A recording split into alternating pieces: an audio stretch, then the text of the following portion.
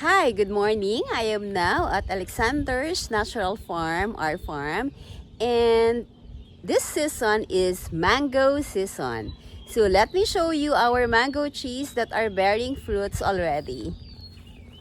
So look at this mangoes.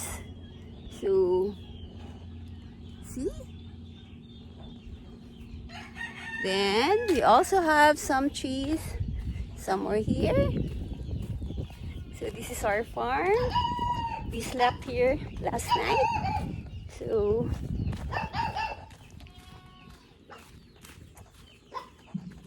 here, can you see them? So, but they are not yet ripe. So maybe after 1 week we can already harvest these mangoes. And then we also have some more here. Here and here. And we also have somewhere here, but they are quite high. So I don't know if you can see them. So there.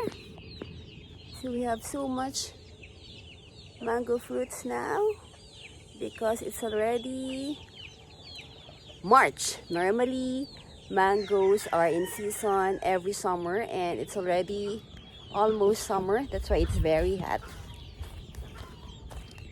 So I'm just showing you all our mango trees. So this is Queen V saying good morning and happy Sunday. Bye!